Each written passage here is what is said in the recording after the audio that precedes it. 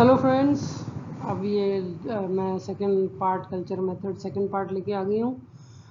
अब अपन करते हैं कल्चर मेथड्स 2, जिसमें कि जो वो एनिमल्स हैं जो सारे नॉन मतलब प्रोटोजोन्स का कल्चर मेथड अपन ने कर लिया था कल्चर मेथड 1 में, और उसमें कुछ हमने जनरल बातें भी करी थी। कल्चर अच्छा होने के लिए क्या चीज़ें होनी चाहिए, किन चीज़ों का ध्यान रखना चाहिए कल्चर बनाने के लिए वगैरह, वो सब इस पर भी लागू होती। और अब हम आ जाते हैं मेथड्स 2 में। सबसे पहला एनिमल प्लानेरिया। अब वही पैटर्न है अपना, पहला कलेक्शन और दूसरा कल्चर। तो प्लानेरिया आप देख लीजिए, ये इस तरह का एनिमल है और ये बहुत छिछले पानी में पाया जाता है। जैसे जो वाटर बॉडीज़ हैं यदि, या फिर जैसे वाटर बॉडी की भी ज़रूरत नहीं है, जैसे कई नदी नाले हैं उनमें छिछला पानी भरा हुआ रहता है जिनमें कंटिन्यूसली, और उसमें बहुत ये छोटा मोटा कचरा वचरा भी पड़ा रहता है, डेब्रिस पड़ा रहता है। तो ये वहाँ पे पाए जाते हैं, और वहाँ पे भी ये जो पत्थर हैं उनके नीचे छुपे हुए मिलते हैं। और जैसा कि फ़ोटो में दिख रहा है, ये बिल्कुल चपटे क्रमी हैं, ये प्लेटफॉर्म्स हैं ये, और इनकी बॉडी पे ऐसे चकते दिखाई देते हैं, बॉडी पे स्पॉट्स दिखाई देते हैं। ठीक है, तो ये तो इसकी पहचान हो गई। तो ये आप पत्थर हटा के और इनको कलेक्ट कर सकते हैं, और कलेक्ट करने के बाद इनको लैब में ले जाएंगे और वहाँ पे फिर हम कल्चर शुरू करेंगे। तो कल्चर कैसे होगा इसका कि ये एक ले जाके, जैसे हमने इनको इकट्ठा कर लिया तो इनको ले जाके लैब में एक साफ पेट्री डिश में साफ पानी लेके उसमें डाल देंगे। ठीक है, और इनके खाने के लिए बहुत छोटे छोटे लीवर के टुकड़े अपन वीक में 2-3 बार डाल देंगे, जिससे कि ये उन पे फीड करते रहें और मल्टीप्लाई होते रहें।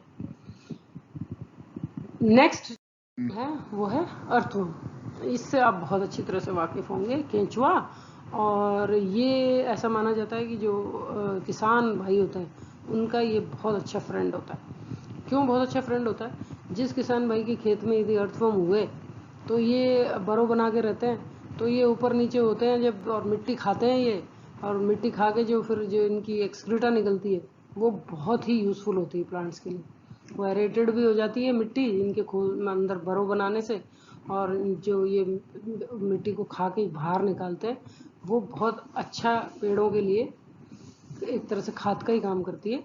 तो इसलिए ये किसानों के मित्र माने जाते हैं। कलेक्शन ऐसे करेंगे भाई, ये कहाँ मिलते हैं? तो ये मिट्टी में मिलते हैं, और मिट्टी में भी ये जब जो गीली मिट्टी होती है करीब, उसमें सूखी मिट्टी में नहीं मिलेंगे, क्योंकि सूखी मिट्टी में मिलेंगे तो ये खुद भी क्या खाएंगे। तो गीली मिट्टी में पाए जाते हैं ये, और ये दिन में तो अंदर रहते हैं ज़मीन में, और रात को ही निकलते हैं। और ज़मीन में ये आराम से 10-11 इंच अंदर तक जा सकते हैं, इनका बरो जो होता है। तो ये देखिए, अब 10-11 इंच के पूरे लेयर को ये एरेट कर देते हैं। और फिर बाहर ये जब ये डैम्प, जैसे बारिश का मौसम है, आपने तभी देखे होंगे केंचुए, तो वो बारिश का मौसम जब डैम्प मौसम होता है, डैम्प मतलब पानी से भरा हुआ पूरा एनवायरनमेंट होता है, तब ये बाहर निकलते हैं और रात को निकलते हैं। तो ये नॉकटर्नल हैं। और जब बारिश होती है बहुत तेज़, तो ये अपने जो बिल हैं उनको छोड़ के और बाहर निकल के आ जाते हैं सारे, और खूब दिखते भी। अब ये अब वेदर को देख के और किस कंडीशन में पाए जाते हैं ये सब ध्यान में रखते हुए अपन इनको सही टाइम पे कलेक्ट करेंगे बाहर से, और फिर इनको लैब में ले आएंगे कल्चर करने के लिए।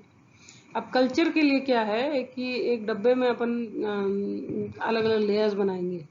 थोड़ा सा पहले मिट्टी का लेयर, मतलब मिट्टी के लेयर के ऊपर फिर आपका जो किचन में वेस्ट होता है वो डाल दो, कुछ हरी सब्जियां वगैरह डाल दो। बस एक ध्यान रखना है कि इसमें कोई भी पकी हुई चीज़ आपको नहीं डालनी, और ये नींबू वगैरह ये वाले फल आपको, इनके छिलके वगैरह नहीं डालने।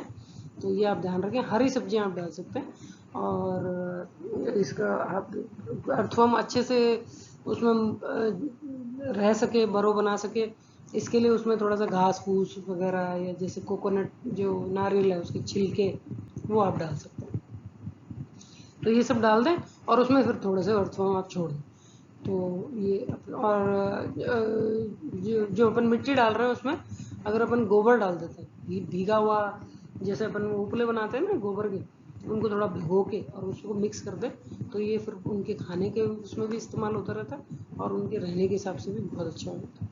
और ऐसे इन्वायरमेंट में ये खूब रिप्रोड्यूस होकर मल्टीप्लाई होते हैं और इनका नंबर बढ़ता जाता है। जब ये नंबर बढ़ जाए तो आप उनको उठा के दूसरे पॉट में भी डाल सकते हैं, या अपने गमलों में जैसे उसमें डाल सकते हैं, या अपने खेत में डाल सकते हैं। तो ये वहाँ पे बहुत फ़ायदा करते हैं।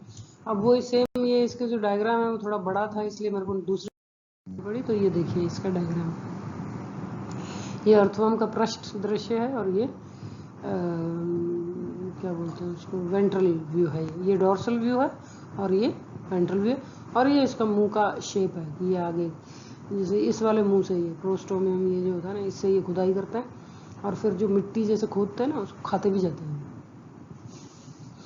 तो ये है इसका कल्चर। नेक्स्ट आता है डैफनिया।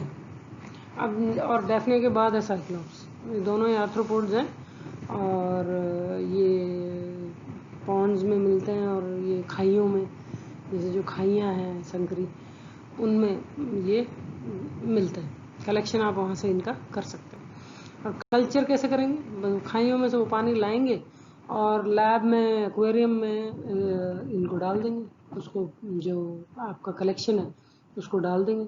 और फिर जैसे अब आपको एक्सपीरियंस हो गया, इतने सारे अपन ने कल्चर करें, उसमें एक्वेरियम में इसके खाने लायक चीज़ें होनी चाहिए। अगर प्रॉपर खाने लायक चीज़ें उसको मिल जाएंगी तो ये अपने आप थ्राइव करेगा। तो खाने के लायक क्या चीज़ें हैं, ये तो ग्रीन एल्गी डाल सकते हो आप, ग्रीन एल्गी खाते हैं ये, और या फिर आप यीस्ट भी डाल सकते हो। तो इस तरह से आप जब ये खाने डाल देंगे तो ये जो पहले डफनिया थे वो मल्टीप्लाई होके और बहुत नंबर में बढ़ जाएंगे। फिर आप आराम से इनके ऊपर अपनी एक्सपेरिमेंट्स लगा सकते हैं। नेक्स्ट है साइक्लॉप्स। जैसे मैंने बताया था, ये भी प्रोटोजोन है। शेप साइज़ आप देख ही सकते हो, कैसे पहचानना है वो देख सकते हो। और कलेक्शन इनका वही फ्रेश वाटर में पाए जाते हैं। ये फ्रेश वाटर एनिमल्स होते हैं तो वहाँ से उठाला हो गया।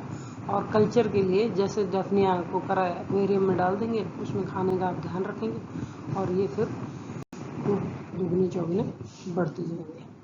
तो ये हो गया पूरा कल्चर मेथड्स। Thank you.